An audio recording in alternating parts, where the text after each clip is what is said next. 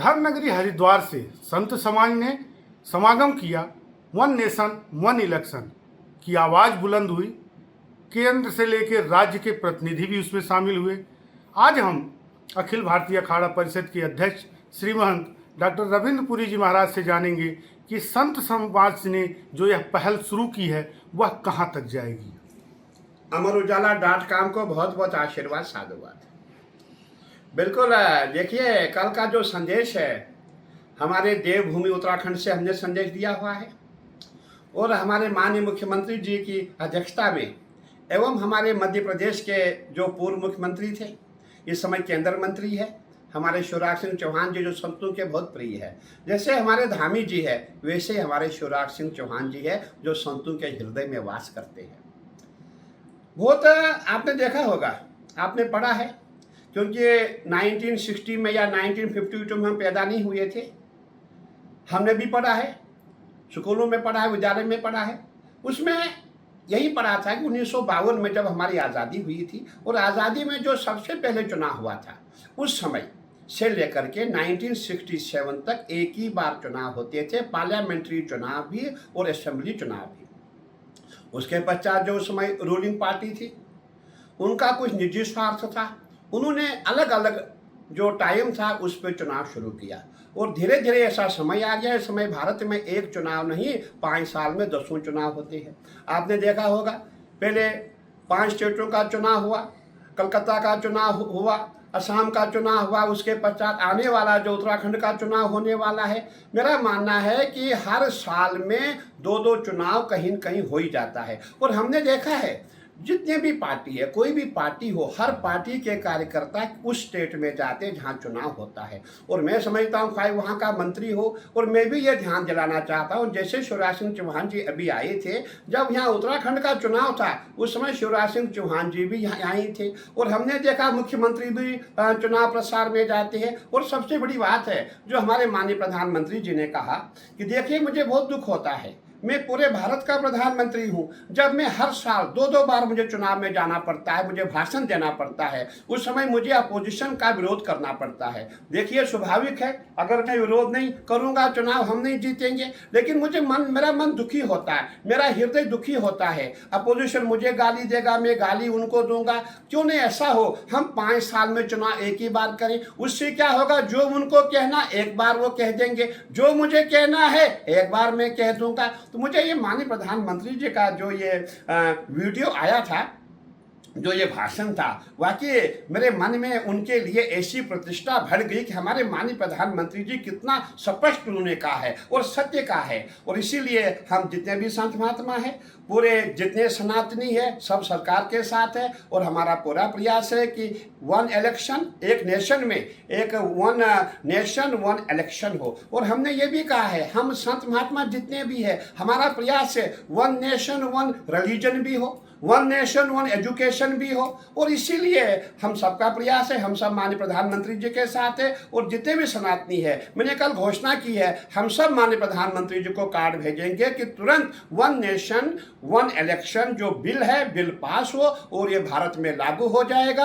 और जितना भी धन जो वेस्टेज हो रहा है, जो जगह जगह चुनाव में खर्चा हो रहा है, वो अच्छे कामों में खर्च होगा, अस्पतालों में खर्च होगा, हमारे विद्यालय में खर्च होगा, नाना प्रकार की संस्थाएं वहाँ खर्चा होगा। मैं आपके माध्यम से माननीय प्रधानमंत्री जी को बहुत बहुत साधुवाद देना चाहूंगा कि आपने जो मन की बात कही है, वाकई ये पूरे जितने हम सनातनी है, जितने हिंदू है, सभी के मन में ये बात आई कि बात सत्य है। बार बार हम विरोध करते हैं, बार बार हम गालियां देते हैं, इसलिए एक ही बार ये चुनाव हो जाएगा, ये विरोध समाप्त हो जाएगा और सरकार भी दबाव में काम नहीं करेगी। आपने देखा होगा, जब भी कहीं चुनाव होता है उस समय प्रयास किया जाता है सरकार को कैसे दबाया जाए। अपोजिशन देख रहा यूपी में चुनाव होने वाले हैं, इसलिए क्यों न मोदी जी को दबाया जाए, और वो अपना अपना जितना उनका झंडा होता है वो झंडा शुरू हो जाता है। इसीलिए बहुत अच्छा रहेगा, एक बार वन नेशन वन इलेक्शन हो जाएगा, 5 साल बिना दबाव के सरकारें अपना अपना कार्य करेंगी। बहुत बहुत आशीर्वाद, साधुवाद। जैसा कि श्रीमंत जी ने कहा कि धर्मनगरी में संत ने यह आवाज़ उठाई है, तो यह आवाज़ यहीं नहीं रहेगी। पोस्ट कार्ड, लेटर, पत्र भेजकर इस बिल को जल्द से जल्द पास कराने की भी मांग की जाएगी। श्री महंत जी से हम जानेंगे कि आगामी कुंभ में इस मुद्दे को लेकर क्या पहल होगी, समाज को क्या संदेश दिया जाएगा? बिल्कुल, बहुत सही आपने कहा। हम सबकी पहल है, यत्र योगेश्वरा कृष्णो यत्र पार्थो धनुर्धरा तत्र श्री विजयो भूतृध्रुवा नितिर्मतिर्मम। जहाँ हमारे माननीय प्रधानमंत्री जी है, हमारे उत्तराखंड के मुख्यमंत्री जी है, वहाँ असंभव भी संभव है। हमने माननीय मुख्यमंत्री जी को देखा है, वो बहुत चिंता में है कब यहाँ का हमारा जो महाकुंभ है इसके लिए काम किया जाए। देखिए, आप जानते हैं कि इस बार जो अर्धकुंभ यहाँ पे था और मुझे मुख्यमंत्री जी का फोन आया, गुरु जी आप कहाँ हैं? मैंने कहा मैं प्रयागराज में हूँ। और मुझे मुख्यमंत्री जी ने कहा क्यों नहीं ऐसा किया जाए, हम लोग जो हमारे उज्जैन का कुंभ है और यहाँ का कुंभ, इसमें 1 साल का अंतर होता है, हम हरिद्वार का कुंभ क्यों नहीं मनाते हैं? मैं इसका कारण बताऊंगा। जब हमारा हरिद्वार का कुंभ होता है उस समय हमारा उज्जैन का कुंभ होता है। हरिद्वार का अर्ध कुंभ, उज्जैन का सिंगल कुंभ कहते हैं, और इसीलिए हम हरिद्वार का अर्ध कुंभ मना नहीं पाते थे। लेकिन हमारे माननीय मुख्यमंत्री जी का सौभाग्य है, क्योंकि ये अवसर उन्हीं को मिलता है जो भगवान के बहुत ही नजदीक होते हैं। ये अवसर हमारे माननीय मुख्यमंत्री जी को मिला कि इस समय 1 साल का गैप उज्जैन के कुंभ में और हरिद्वार के अर्ध कुंभ में आ गया।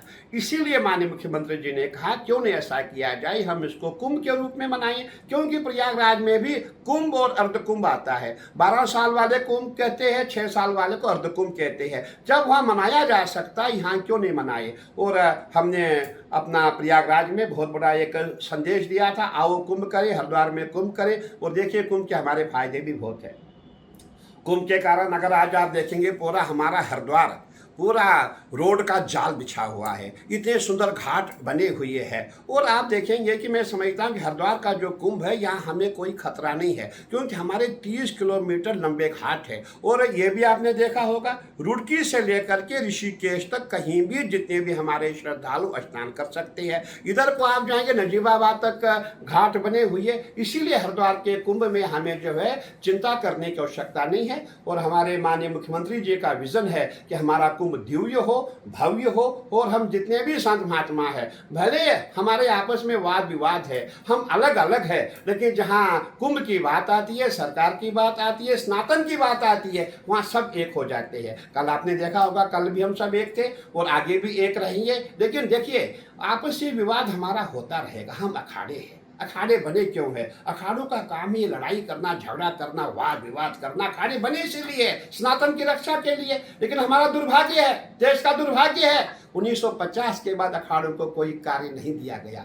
हमें कहीं ऐसा कुछ नहीं, हिस्सा नहीं दिया गया कि अखाड़े ये काम करें। अब अखाड़े क्या करेंगे? अखाड़े अपना अपना NGO बनाई हुई है। सभी अखाड़े कुछ न कुछ जनहित में काम करते हैं। जो अखाड़े जनहित में नहीं काम करते हैं वो अखाड़े आपस में लड़ाई वाद विवाद करते हैं। और ये जो लड़ाई झगड़ा हमारे DNA में है ही, क्योंकि अखाड़े हमेशा धर्म की रक्षा के लिए बने हुए है। और हमारा आपसी वाद विवाद होता है, सुबह हम लड़ते, शाम को हम एक हो जाते हैं। क्योंकि आपने सुना होगा, संत बड़े परमार्थी शीतल जिनकी अंग तपत भुजाए और की दे दे अपना रंग। हम वो वाले संत हैं, लड़ते भी झगड़ते भी है, शाम को एक हो जाते हैं। लेकिन हमारा ये मानना है, देखिए, जो मुझे मानेंगे वो उनको नहीं मानेंगे, जो उनको मानेंगे मुझे नहीं मानेंगे। आपकी जमात आपके साथ, मेरी जमात मेरे साथ है। इसीलिए हमें आपस में जो है ऐसा नहीं करना चाहिए, मैं आपको बदनाम करूं, आप मुझे बदनाम करें, आप मुझे टारगेट करें। आप सोशल मीडिया के द्वारा हमें बदनाम करते हैं।